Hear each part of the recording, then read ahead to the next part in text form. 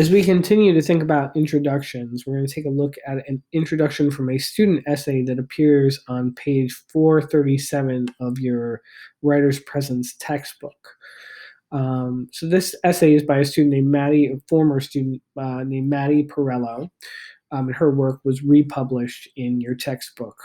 But she includes all three elements in her introduction, I think, in a really clear way that is another example or another model for how you might organize an introduction to an academic essay. She begins with a hook. Her hook this time is going to use not the definition example pattern, but she begins with a shocking fact that is intended to grab the reader's attention. You'll get that in this first paragraph here. She then moves on and provides a little bit of background information about her topic. And then finally, in this third paragraph down at the bottom, she expresses her main point or her thesis statement. Let's go ahead and just read it together.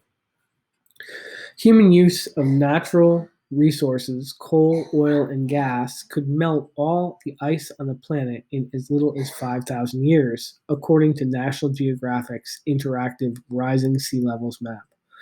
Pretty shocking fact, definitely grabs the reader's attention if you have any kind of interest in climate change or the environment at all. All of the ice being gone is pretty overwhelming. She's then going to move into providing a little bit of background information. When that happens, San Diego, the Central Valley, and the entire eastern seaboard of the U.S. will be underwater, and an average global temperature will go from 58 to 80 degrees Fahrenheit. Luckily for us, it is doubtful that most species will survive that long.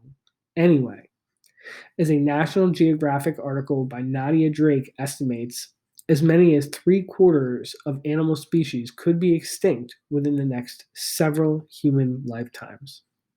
Now, this is important because what it does is prepare the reader for the thesis statement by giving background information that helps us not only understand the context, but also appreciate it. And I guess when I say appreciate, what I mean is understand why you as a reader should be invested, right? Why should you care? Why is this important? So the background information helps prepare us for that. Finally, we get the thesis statement. We are facing constant threats of climate change all over the world. Human carbon dioxide emissions are contributing to ocean acidification, global warming, extreme weather, sea level rise, species extinction, and disease. That sentence alone should be enough to spur action towards change. Instead, climate change has fallen victim to political polarization and doubt. And it's this final sentence that she's going to focus on throughout the rest of the essay, explaining why it is that this issue that we should all be invested in has become victim to what she calls political polarization.